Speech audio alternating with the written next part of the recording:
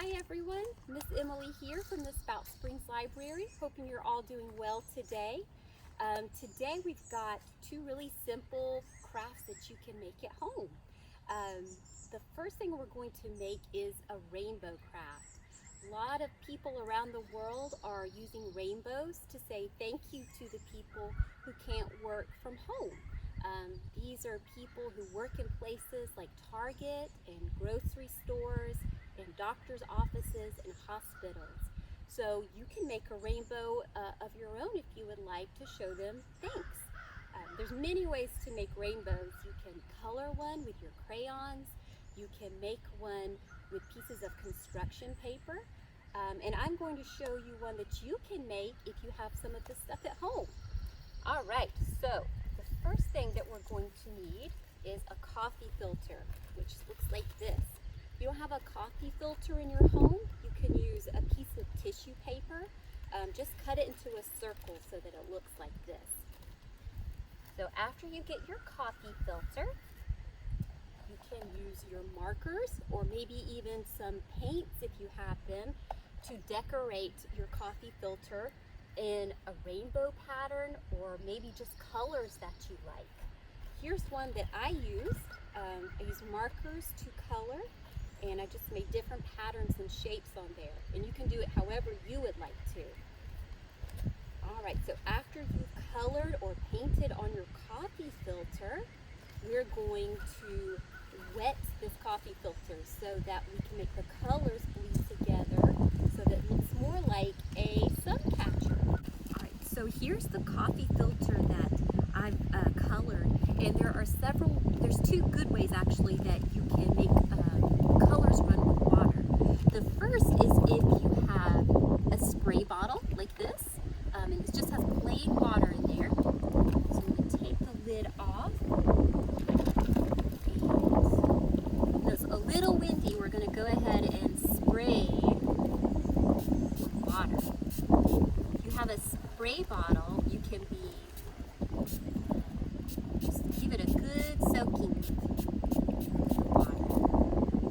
Good to have a piece of newspaper underneath as well. That will help keep it from staining your table or your sidewalk if you do this outside.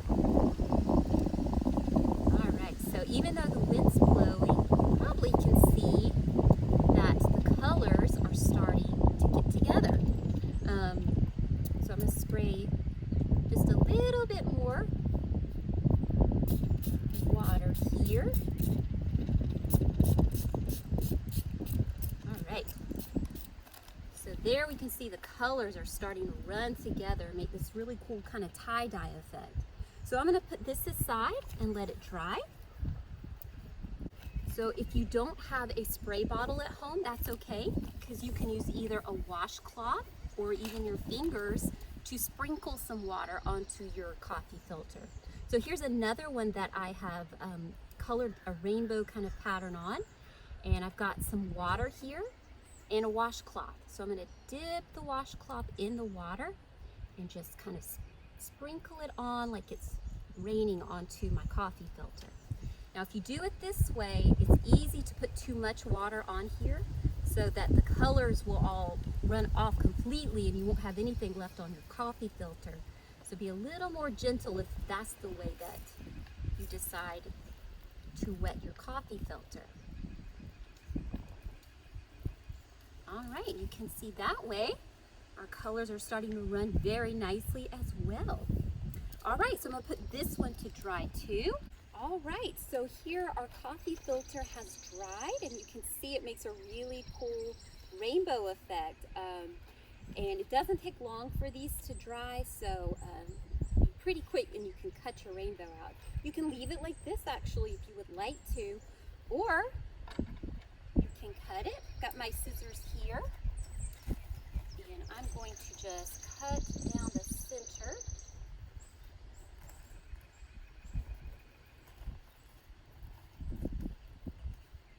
So now I have two rainbows. These are really nice if you can put them on a window or somewhere where the sun can shine through them. And it's a cheery reminder that we're one big community, and I think anybody would love to see this. So that's how you can make one of your own. All right, so I'm going to get the stuff to make our next craft, which is how to make bubbles at home. Okay, my friends, so here are the ingredients we need to make bubbles. It's very pretty outside right now. It's pretty windy, so it's a good time to make bubbles at home. We've got some ingredients that you might have around your house, and if you do, you can make your own bubble mix. I've got dish soap, doesn't matter what kind, just any kind of soap that you would use to hand wash dishes. And I've got a little bit of sugar, just needs to be a bit, not a lot. And I've got warm water, which is has to be warm. So you might need to get an older kid or your parents to help you get the warm water. All right, so the first thing I'm going to do is put a little bit of hand soap into my cup, and I just cover the bottom of the cup here. You don't need a lot of soap. And then I'm going to take my warm water and put that in there with the soap. And now my sugar, and I'm just going to sprinkle a little sugar, it doesn't have to be an exact amount or anything, into my bubble solution. I've got a bubble wand here. You can find anything that has a hole in it like this, you can use it as a bubble wand. All right guys, so we've got our bubble solution all nice and mixed up. So we will try it out, see if we can get some bubbles. There we go. They're floating off screen here, but we are getting some good bubbles. So that way you can make your own at home. All right guys, thank you so much for joining me, and I'll see you next Sunday. I hope you have a good week. Bye-bye.